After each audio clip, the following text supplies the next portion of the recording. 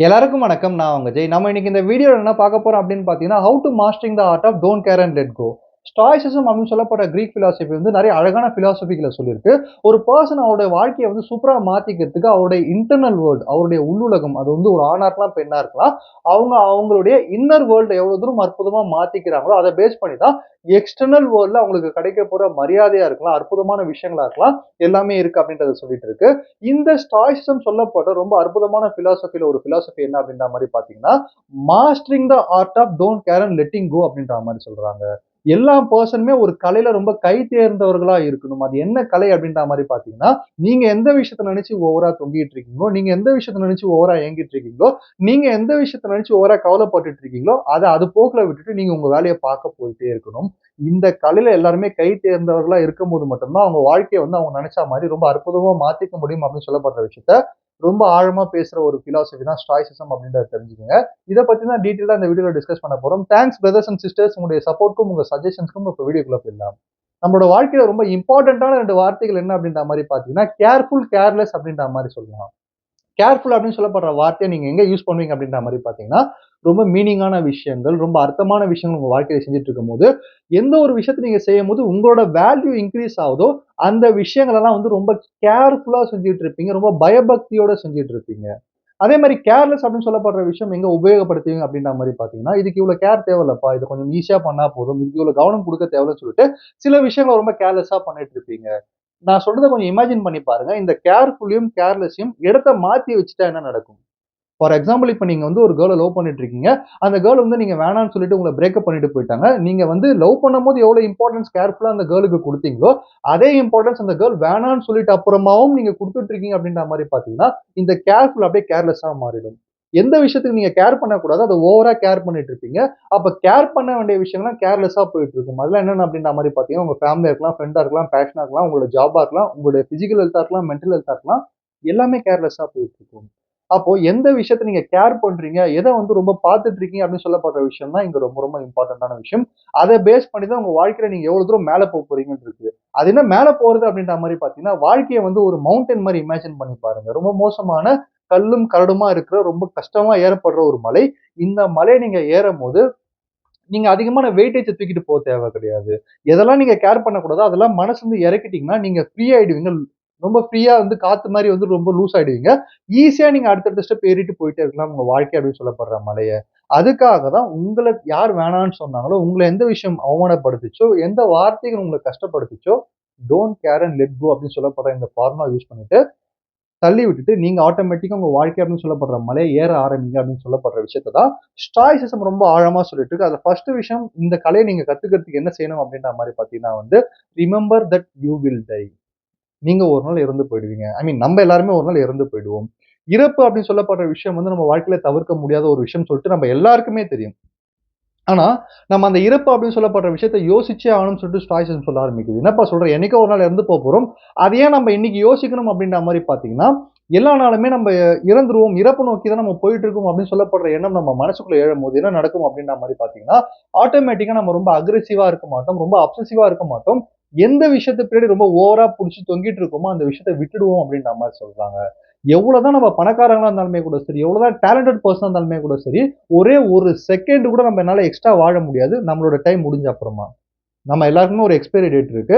So நம்ம நிச்சயமா இங்கருந்து போக ஆரம்பிச்சுருவோம். வாழ்க்கை அப்படின்னு சொல்லப்படுற விஷயம் வந்து ஒரு பகல் கனவு மாரி தான். நமக்கு கிடைக்கிற சக்சஸா இருக்கலாம், ஃபெயிலியரா இருக்கலாம், ஹேப்பியான மொமெண்ட்ஸா இருக்கலாம், சேடான மொமெண்ட்ஸா இருக்கலாம். எல்லாத்தையுமே வந்து ஒரு மூவி பார்க்குற மாரி தான் பார்க்கணுமே தவிர்த்து, ரொம்ப பெர்சனலா எடுத்துக்க கூடாது. அப்படி எடுத்துக்காதபோது மட்டும் தான் நம்மளால வந்து நம்மள விட்டு போற விஷயங்கள பார்த்து ரொம்ப ஏங்கிட்டே இல்லாம, கொஞ்சம் ஃப்ரீயா நம்ம வேலைய பார்க்க முடியும். அதுக்கான காரணம் என்ன அப்படின்ற மாரி பார்த்தீங்கன்னா வந்து, அப்பாவும், தாத்தாவும் வந்தார்கள், போனார்கள். நீயும் ஒரு நாள் போயிடுவ, நானும் ஒரு நாள் போயிடுவேன். தப்பென்ன, சரியென்ன எப்போதும் விளையாடு, அட பாவி என்பார்கள் தப்பாக எண்ணாதே. எப்பாதை போனாலும் இன்பத்தை தள்ளாதே. சோறுண்டு, சுகமுண்டு, மது உண்டு, மாது உண்டு என்றாலே சொர்க்கத்தில் இடம் உண்டுன்னு சொல்லுவாங்க.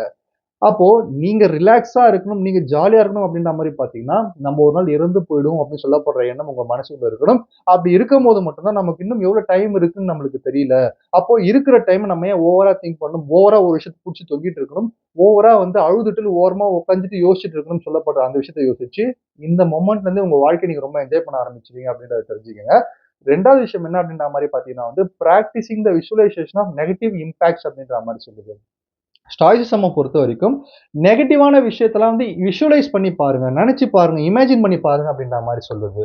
என்னப்பா சொல்லுவ? பொதுவா வந்து பாசிட்டிவான விஷயத்த தானே இமேஜின் பண்ணி பார்த்து வாழ சொல்லுவாங்க. நம்ம இவ்வளவு தூரம் சம்பாதிக்கிற மாரி, இந்த வீட்ல குடியிருக்கிற மாரி, இந்த மாரி ஒரு அழகான வைஃப கல்யாணம் பண்ணி ஜாலியா வாழ்ற மாரி, இந்த மாரியான தாட்ஸா இருக்கும்போது மட்டும் தானே நம்ம வந்து ரொம்ப பாசிட்டிவான விஷயம் நடக்கும் அப்படின்ற மாரி சொல்லுவாங்க. நீ இன்னும் நெகட்டிவா விஷுவலைஸ் பண்ணி பார்க்க சொல்ற அப்படின்ற மாரி கேட்டீங்கன்னா, நம்ம எல்லாருமே வந்து ஏதோ ஒரு கட்டத்துல வந்து ஒரு டயலாக் சொல்லுவோம். என்ன தலையா போயிட போகுது, தலைய வெட்டிட போறாங்க அப்படின்ற மாரி சொல்லுவோம். அதுக்கான காரணம் என்ன அப்படின்ற மாரி பார்த்தீங்கன்னா, அந்த எக்ஸ்ட்ரீமா போகும்போது நம்ம பிரச்சனை இல்ல. நம்மளோட கண்ட்ரோல்ல தான் இருக்கு அப்படின்னு சொல்லப்படுற அந்த தாட் நம்மளுக்குள்ள இருக்கும். அதுக்காக தான் இந்த வார்த்தைய சொல்லுவோம். என்ன தலையா போயிட போகுது அப்படின்னு சொல்லிட்டு. இததான் ஸ்டாய்சிசம் சொல்லுது. நெகட்டிவான விஷயத்த நினைக்கிறது பெசிமிசம் அப்படின்ற மாரி சொல்லுவாங்க. நம்மளுக்கு தப்பு நடந்துருமோன்ற பயம் சொல்லுவாங்க. ஆனா உண்மையிலே யார் நெகட்டிவான விஷயங்கள் நினைக்கிறாங்களோ, அவங்க தான் ரொம்ப ஸ்ட்ரென்த்தா மாறுவாங்க அப்படின்ற மாரி ஸ்டாய்சிசம் சொல்லுது.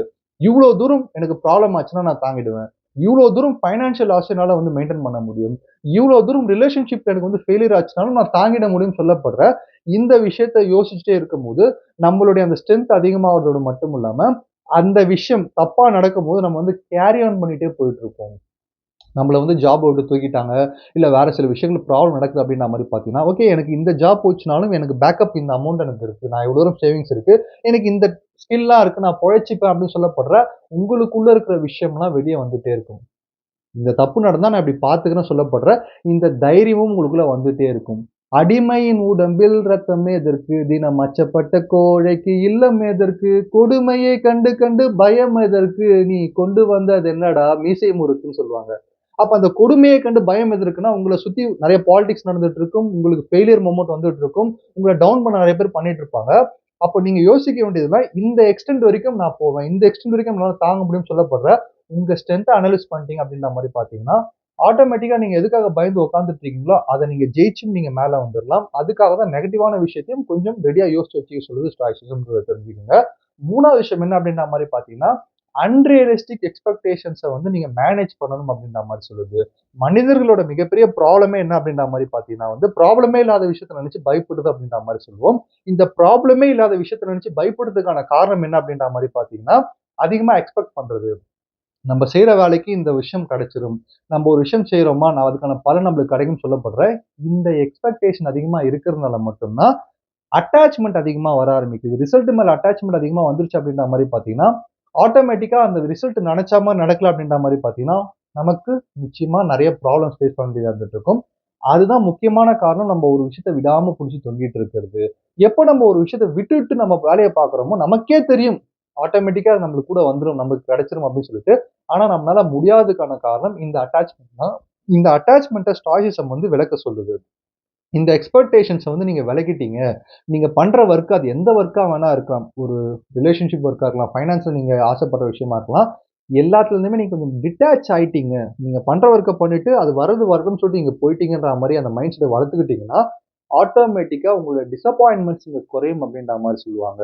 ஆசைகளே துன்பங்களுக்கு காரணம்னு சொல்றா மாரி, இந்த டிட்டாச்மென்ட்ட நீங்க வளர்த்துக்கிட்டீங்கன்னா, ஆட்டோமேட்டிக்கா உங்களுடைய அந்த ஆர்ட்ட நீங்க மாஸ்டரிங் பண்ணிடலாம். இதெல்லாம் நீங்க விட்டுட்டு உங்க வேலைய பார்க்கணுமோ, நீங்க ஆட்டோமேட்டிக்கா பார்த்துட்டு போயிட்டே இருக்கலாம். ஸோ 4வது விஷயம் என்ன சொல்லுது அப்படின்ற மாரி பார்த்தீங்கன்னா வந்து, focus on the things only you can control. உங்களால கண்ட்ரோல் பண்ண முடிஞ்ச விஷயத்த மட்டும் கவனம் செலுத்துங்க அப்படின்ற மாரி சொல்லிட்டு இருக்கு. இந்த யுனிவர்ஸ் அப்படின்னு சொல்லப்படுற விஷயம் வந்து நம்ம என்ன கேட்கிறோமோ அத குடுக்கறதுக்காக காத்துட்டு இருக்கு அப்படின்ற மாரி சொல்லுவாங்க. அப்ப அந்த யுனிவர்ஸ் நம்ம கேட்கிறத குடுக்கணும் அப்படின்ற மாரி பார்த்தீங்கன்னா, நாம நம்மள இன்னரா என்ன மாரி வச்சிருக்கோம் அப்படின்னு சொல்லப்படுற விஷயம் ரொம்ப ரொம்ப இம்பார்ட்டன்ட்டான விஷயம். இந்த விஷயம் உங்களுக்கு எவ்வளவு தூரம் தேவை அப்படின்னு சொல்லப்படுற விஷயத்த நீங்க யூனிவர்ஸ் கிட்ட சொல்ல ஆரம்பிக்கணும். இந்த ஒரு குவாலிட்டி நீங்க வளர்த்துக்கணும் அப்படின்ற மாரி பார்த்தீங்கன்னா, உங்கனால கண்ட்ரோல் பண்ண முடிஞ்ச விஷயம் எது? கண்ட்ரோல் பண்ண முடியாத விஷயம் எதுன்றத நீங்க தெரிஞ்சுக்கணும். உங்களால கண்ட்ரோல் பண்ண முடிஞ்ச விஷயம் உங்களோட இன்னர் வேர்ல்டு மட்டும் தான். நீங்க எப்படி ஒரு விஷயத்த யோசிக்கிறீங்க? உங்களுடைய சாய்ஸஸ் எப்படி இருந்துட்டு இருக்கு? உங்களோட ஆட்டிட்யூட் எப்படி இருக்கு? உங்களோட கேரக்டர் எப்படி இருக்கு? அத மட்டும் தான் உங்களால கண்ட்ரோல் பண்ண முடியும். ஸோ அத பத்தி மட்டுமே ஃபோக்கஸ் பண்ணுங்க. வெளியில இருக்கிற பீப்பிள் பேசுற வார்த்தைகளா இருக்கலாம், வெளியில இருக்கிற பீப்பிள் குடுக்குற ஜட்ஜ்மென்ட்டா இருக்கலாம், வெளியில நடக்கிற சம்பவங்களா இருக்கலாம், நீங்க தோற்கறதா இருக்கலாம். இதெல்லாம் உங்களால தவிர்க்கவே முடியாது. இத கண்ட்ரோல் பண்ண ட்ரை பண்ணாதீங்க அப்படின்ற விஷயத்த ஸ்டாய்சிசம் ரொம்ப ஆழமா சொல்லுது. அப்ப இந்த கண்ட்ரோலிங் ஃபேக்டர் அப்படின்னு சொல்லப்படுற விஷயத்த வந்து உங்களுக்குள்ளேயே நீங்க வச்சுட்டு இருக்கீங்க. உங்கள மட்டுமே நீங்க மாத்திட்டீங்கன்னா, ஆட்டோமேட்டிக்கா காஸ்மோஸ் யூனிவர்ஸ் வந்து உங்களுக்கு நீங்க என்ன விஷயம் கேட்டாலுமே இங்க குடுக்க தயாரா இருக்கு. நிச்சயமா நீங்க எந்த விஷயத்த நினைக்கிறீங்களோ, அதை அடைஞ்சே தருவீங்க. ஸோ அந்த விஷயத்த அடையறதுக்காக நீங்க ரொம்ப அதிகமா அந்த விஷயத்த புடிச்சு தொங்கவோ, இல்ல அந்த விஷயத்துக்காக நீங்க ஏங்கவோ தேவையில்ல. நீங்க கண்ட்ரோலிங் ஃபேக்டர்ல வந்து நீங்க ஸ்ட்ராங்கா இருக்கீங்க அப்படின்னு சொல்லப்படுற விஷயத்த ஸ்டாய்சிசம் சொல்லுது அப்படின்றத தெரிஞ்சுக்கங்க. ஸோ ஃபைனலான விஷயம், ஃபிஃப்த் விஷயம் என்ன அப்படின்ற மாரி பார்த்தீங்கன்னா வந்து, லிவ் அக்கார்டிங் டூ நேச்சர் அப்படின்ற மாரி சொல்றாங்க. ஸ்டாய்சிசம்ல இந்த விஷயத்த ரொம்ப ஸ்ட்ராங்கா பேசுறாங்க. அதுக்கான காரணம் என்ன அப்படின்ற மாரி பார்த்தீங்கன்னா, நேச்சர் இயற்கையா ஒரு விஷயம் நடக்கணும். இயற்கையா ஒரு விஷயம் வரணும். செயற்கையா வரக்கூடாது. எந்த ஒரு விஷயம் இயற்கையா நடக்குதோ, அந்த விஷயத்துக்கு தான் வந்து பலம் அதிகம் அப்டின்ற மாரி சொல்லுவாங்க. இப்ப நம்ம வந்து ஒரு மரம் வளரணும்னு சொல்லிட்டு ஒரு விதைய போட்டு புதைச்சு வைக்கிறோம் அப்டின்ற மாரி பார்த்தீங்கன்னா, அந்த மரம் வளர்ந்துருச்சான்னு அடிக்கடி தோண்டி தோண்டி பார்த்துட்டு இருந்தோம் அப்டின்ற மாரி பார்த்தீங்கன்னா, நிச்சயமா அந்த மரம் வளரவே வளராது. இயற்கையா அதுக்கு என்ன காத்து தேவை? இயற்கையா அந்த விஷயத்துக்கு என்ன தேவை? இயற்கையா எவ்வளவு சூரிய வெளிச்சம் தேவைன்னு சொல்லப்படுற விஷயத்த விட்டுட்டோம் அப்டின்ற மாரி பார்த்தீங்கன்னா, அதுக்கான டைம்க்கு ஏத்த மாரி அந்த மரம் வளரும் அப்டின்ற மாரி சொல்லுவாங்க. அதே மாரி உங்க லைஃப்ல ஒரு விஷயம் நடக்கல, ஒரு விஷயம் கிடைக்கல அப்படின்ற மாரி பார்த்தீங்கன்னா, அதுக்கு ஏதோ ஒரு காரணம் இருக்கும். கடவுள் உங்களுக்கான ஒரு திட்டத்த கண்டிப்பா தீட்டி வச்சிருப்பாரு. நீங்க அத புஷ் பண்ண வேண்டாம். அத வந்து இயற்கைக்கு மாறா நீங்க செயற்கை நடத்திக்கிறதுக்காக ரொம்ப தவிக்க வேண்டாம்.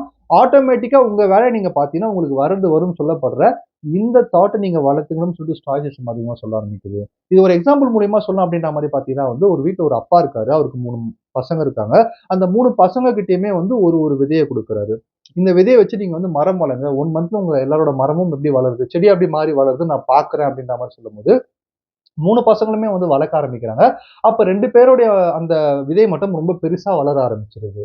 அந்த ஒரு பையனோட விதை மட்டும் ரொம்ப ரொம்ப சின்னதா வளர ஆரம்பிக்குது. அவர் தான் ஃபர்ஸ்ட் பையன் ஓகேங்களா? இந்த 1 மந்த் கழிச்ச அப்புறமா அவங்க அப்பா வந்து இத பார்க்க ஆரம்பிக்கும்போது, அந்த ஃபர்ஸ்ட் பையன் வந்து கொஞ்சம் கவலையோட இருக்கான். அப்ப அந்த 2 பசங்களுமே வந்து போயிட்ட அப்புறமா அந்த அப்பா என்ன சொல்றாரு அப்படின்ற மாரி பார்த்தீங்கன்னா, உங்க 3 பேருக்குமே வந்து டிஃபரண்டான விதை தான் குடுத்தேன். அந்த டிஃபரண்டான விதையில அவங்க 2 பேரோட விதை ஒரு வாழை மரமோ, இல்ல தென்னை மரமோன்னு வச்சுக்கோங்களேன். அந்த மாரி அவங்க அந்த விதைய யூஸ் பண்ணதுனால சீக்கிரமா அதோட இயற்கையா வந்து கொஞ்சம் ஃபாஸ்ட்டா வளர்ந்துருச்சு.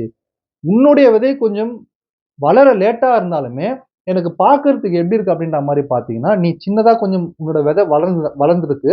அந்த வளர்ந்த அந்த விதை அந்த செடியோட பக்கத்துல இருக்க உன்னுடைய தம்பிங்களோட செடி வந்து தலை வணஞ்சு உனக்கு வந்து மரியாதை குடுக்குற மாரி, அதாவது உன் செடிகளுக்கு மரியாதை குடுக்குற மாரி தான் இருக்கு. இதுலலாம் நான் என்ன சொல்ல வரேன் அப்படின்ற மாரி பார்த்தீங்கன்னா, இயற்கையா நீ வளர எவ்வளோ டைம் எடுத்துக்கணுமோ, அந்த டைம எடுத்துக்கோ. மத்தவங்களோட வளர்ச்சிய பார்க்காத. அது அவங்களுடைய இயற்கை. உன்னுடைய வேலைய ஒழுங்கா செஞ்சீன்னா, உன்னுடைய வளர்ச்சி கம்மியா இருந்தாலுமே கூட சரி, அது நேர்மையா பண்ணும்போது மத்தவங்க உனக்கு மரியாதை குடுக்குற மாரி தான் எனக்கு தெரியுது. ஸோ பொறுமையா இரு. நிச்சயமா உன்னுடைய வளர்ச்சி இன்னும் அதிகமா இருக்கும். உன்னுடைய அந்த குவாலிட்டியும், ரெசிலியன்ஸயுமே கடவுள் அதிகப்படுத்திட்டு இருக்காரு. அதனால இயற்கையா நீ என்ன பண்ணணுமோ, அத மட்டும் பண்ணு. செயற்கையான வழியில போகாத. அதுக்கான காரணம் என்ன அப்படின்ற மாரி பார்த்தீங்கன்னா வந்து, குறுக்கு வழிகளே நேர் வழியை விட நீளமானவை அப்படின்ற மாரி சொல்லுவாங்க. அதனால இயற்கையா நீங்க வந்து வரணும் அப்படின்னு சொல்லப்படுற விஷயத்த ஸ்டாய்சிசம் நீங்க ரொம்ப ஸ்ட்ராங்கா சொல்லிட்டு இருக்கு அப்படின்றத தெரிஞ்சுக்கங்க. ஸோ 2வது வீடியோல நான் என்ன சொல்ல வரேன் அப்படின்ற மாரி பார்த்தீங்கன்னா வந்து, don't care and let go அப்படின்னு சொல்லப்படுற விஷயம் வந்து கேட்கறதுக்கு ஈஸியா தான்ப்பா இருக்கு. ஆனா வந்து அத வாழ்க்கையில நடைமுறையில கொண்டு வரது ரொம்ப ரொம்ப கஷ்டமான ஒரு விஷயம். நம்ம ஏதோ ஒரு விஷயத்துக்கு ஆசைப்படுவோம். ஒரு ரிலேஷன்ஷிப்பா இருக்கலாம், இல்ல நம்ம ஃபைனான்ஷியல் மேட்டரா இருக்கலாம், இல்ல ஏதோ ஒரு விஷயம் ரிசல்ட்டா இருக்கலாம். அத எப்படி விட்டுட்டு நம்ம வொர்க் பண்ண முடியும்? நம்மளுடைய எல்லாமே அதான் நெனச்சுட்டு இருப்போம். அது நம்மளுக்கு கிடைக்காதபோது நம்மளுக்கு எவ்வளோ பெயினா இருக்கும்னு சொல்லிட்டு, என்னதான் சொன்னாலும் நம்ம ஒரு விஷயத்த இங்க யோசிச்சாகணும். நம்ப எத நெனச்சு ஓவரா ஏங்கிட்டு இருக்கோமோ, அத வேணான்னு கொஞ்சம் விடும்போது மட்டும் தான், வேற சில விஷயங்கள வந்து ஆக்குபை பண்றதுக்கு நம்ம மனசுல இடம் இருக்கும். ஏன்னா வந்து மூதேவி வந்து போகும்போது அழுகு, ஸ்ரீதேவி வரும்போது அழுகு அப்படின்ற மாரி சொல்லுவாங்க. ஸோ உங்களுக்கு தேவையில்லாத விஷயத்தலாம் உங்க மனசு வந்து போக வச்சுட்டீங்க அப்படின்ற மாரி பார்த்தீங்கன்னா, அப்பதான் உங்க மனசு ஃப்ரீயா இருக்கும். தேவையான அழகான விஷயங்கள் ஸ்ரீதேவி வந்து உங்க மனசுக்குள்ள உட்கார ஆரம்பிக்கும் அப்படின்னு சொல்லப்படுறது உண்மையான விஷயம். ஸோ அத பேஸ் பண்ணி தான் ஸ்டாய்சிசம் வந்து இந்த ஆர்ட்ட நம்மள மாஸ்டர் பண்ண சொல்லுதுன்னு சொல்லிட்டு இந்த வீடியோ முடிக்கிறேன். நன்றி, வணக்கம்.